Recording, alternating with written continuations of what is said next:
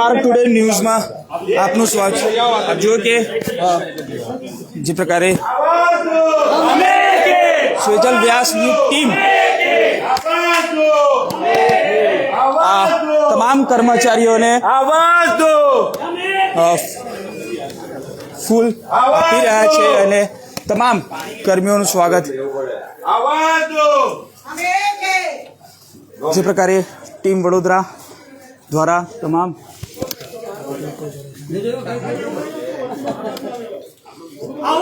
સ્વાગત આપીને સ્વાગત કરી રહ્યા છે અને સન્માન કરી રહ્યા છે કારણ કે ટીમ વડોદરા એ લોકો છે જે વડોદરા શહેરના વિકાસ કાર્યમાં અગ્રેસર રહે છે, દિવસ રાત મહેનત કરે છે શહેરનો વિકાસ થાય અને અમે એવા તમામ લોકોનું સન્માનિત કરીએ છીએ કે હવે સમય આવે છે શહેરના વિકાસની જ વાત કરવાનો, હવે સમય આવે છે શહેરના હિતની વાત કરવાનો, હવે સમય આવ્યો છે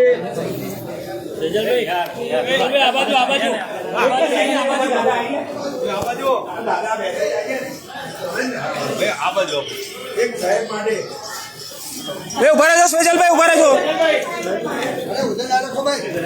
સ્વેજલભાઈ, ઉભા રહેજો આ બાજુ હા જો કે પાલિકાના કમિશનર સાહેબે અરુણ મહેશ બાબુ ટીમ વડોદરા એમનો સાથ સહકાર આપવા માંગે છે।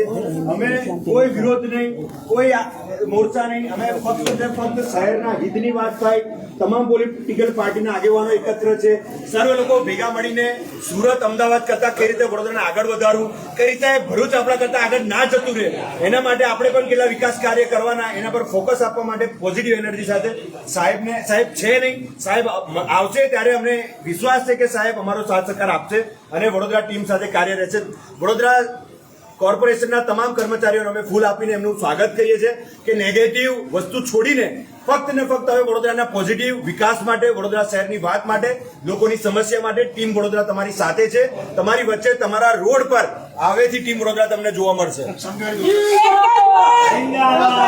જો કે જે પ્રકારે તમામ ફૂલ અહીંયા લગાવવામાં આવી રહ્યા છે આ પાલિકાના અરુણ મહેશ બાબુ જે કમિશનર છે, આપ જો કે આ અરુણ મહેશ બાબુ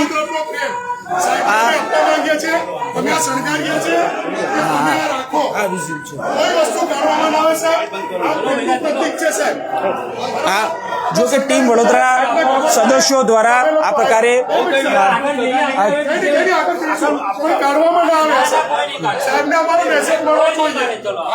પાલિકાના કમિશનર ન મળ્યા અને તેને લઈને તેમના ઓફિસની બહાર ટીમ વડોદરાના સદસ્યો દ્વારા ફૂલ આપી તેઓનું સન્માન કરવામાં આવી રહ્યું છે।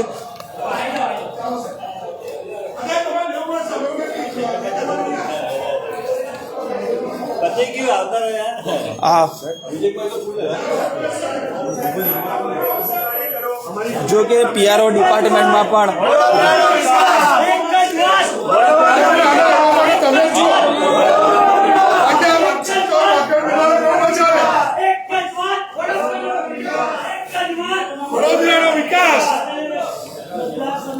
આપણી સાથે ટીમ વડોદરાના સદસ્ય છે, શું કહેશો? પાલિકાના કમિશનર નથી મળ્યા, ઉપર આવવા દેવામાં આવે છે, ફૂલ બહાર લગાવ્યા છે। આજે હું એક જ વસ્તુ કહી શકીશ કે જો આજે કોઈ બીજો કોઈ નેતા આવવાનો હોત કે સામાન્ય કોર્પોરેટર પણ આવવાનો હોત તો પણ સાહેબ અમારા હાજર રહ્યા હોત, પણ આજે સાહેબ હાજર નથી। એમને ખબર છે કે ટીમ વડોદરા અહીંયા આવી રહી છે, એમનું સન્માન કરવા આવી રહી છે, અમે કોઈ વિરોધ કરવા નથી આવી રહ્યા। અમે અહીંયા દરેકને આજે ગુલાબ આપીને અમે એક જ વસ્તુ કહેવા માંગીએ છીએ કે સાહેબ તમને ક્યાં પણ તકલીફ લાગે, કોઈ પણ વોર્ડમાં કશું પણ તમને કંઈ જરૂરી જણાય કે રોડ રસ્તા ગટર ડ્રેનેજ માટે, તો અમે બેઠા છીએ, અમે તમારું ધ્યાન દોરીશું અને અમે તમને ત્યાં લઈ જઈશું અને તમે એનું કામગીરી કરો। અગર જો કમિશનર સાહેબના આજે વડોદરા શહેરના બાપ કહેવાય, કમિશનર સાહેબ એટલે આખા મ્યુનિસિપલ કમિશનરના બાપ કહેવાય, બાપે ઘરનું ધ્યાન નહીં રાખે તો કોણ રાખશે? અગર આપણો બાપ આપણા ઘરનું ધ્યાન ના રાખે તો છોકરો બગડી જાય, છોકરી ક્યાંક બીજે પડતી હોય, માં કંઈ ઘરનું કામ ના કરે, એના જેવી હાલત છે। તો આજે કમિશનર સાહેબ જો કમ્પ્લીટ રહેશે તો મને ખબર છે ત્યાં સુધી 76 બાગડ વિલ્લા વ્યવસ્થિત કામ કરશે અને કરવા દેશે। આજે જે હમણાં કામગીરી વડોદરા શહેરમાં નથી થતી એનું સૌથી મોટું રીઝન છે કે લોકોએ આંખ આડે પાટા બાંધી દીધા છે, એ લોકોએ આંખ આગળ કમળો ઢાંકી દીધા છે। કેમ તો સાહેબ કશું કામ કરવા જાય તો ઉપરથી તરત પ્રેશર આવે છે। આ પ્રેશર શેનું છે? કામગીરી કરવા તો આજે રિક્ષાવાળો એક મરી જાય છે, સામાન્ય માણસ એને 1 રૂપિયો નથી આપવામાં આવતો. પ્લેનના અંદર જો મુખ્યમંત્રી મરી ગયા એટલે 1 કરોડ વેચ્યા. પેલા છે ગંભીરાપુરી દુર્ઘટના થઈ એના અંદર 2 લાખ કે એ લોકોની જીવની કોઈ કિંમત નથી. આજે કોર્પોરેશનમાં કામ કરતો સામાન્ય માણસે પણ કંઈ થઈ જાય તો એને કેટલા રૂપિયા આપવામાં આવે છે પૂછવામાં આવે છે. 1 રૂપિયો નથી એ લોકોને ફાળો હતા. કેમ નહીં ફાળવતા? તમે આટલો ફાળો વેળો રહો છો, બધું કરો છો, પ્રજાના રૂપિયા ધાગડ ના કરો છો. તમારા ઘર ભરાઈ ગયા. જે કોર્પોરેટરોને ખાવાના ફાંફા હતા ને આજે છે ને ફોર્ચ્યુનર ને હીરોવામાં ફરતા થઈ ગયા. કોના રૂપિયે? આજે જે લોકો ભિખારી હતા રાજકોટથી અહીંયા આવ્યા અને અહીંયા એના કરોડો અબજોના મિલકતના માલિક બની ગયા. કોના રૂપિયે? વડોદરા શહેરના રૂપિયે. આ ખાડા ખપચા પુરાતા નથી. એનું કારણ શું છે કે 1 રૂપિયા ખવાય છે. કોણ અવાજ ઉઠાવશે? આજે ટીમ વડોદરા એક સામાજિક કાર્યકરોની એક ટીમ છે જે વડોદરાને ખૂણે ખૂણેમાંથી આવીને ભેગા થયા છે. એ લોકો આજે પ્રજાની જનતાનો અવાજ કમિશનર સાહેબ સુધી લઈ જશે કે કમિશનર સાહેબ હવે કંઈક તમારે જ જોવાનું છે. બિલકુલ આપ જુઓ કે ટીમ વડોદરાના જે સદસ્યો છે આજે ફૂલ આપી તમામ અધિકારી કર્મચારીઓનું સન્માન કરી રહ્યા છે અને જે પ્રકારે આપ જોઈ શકાય છે કે જે તમામ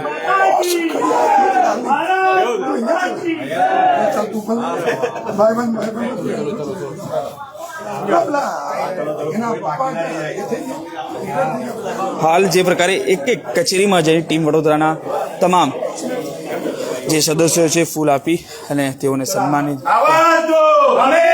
કરી રહ્યા છે.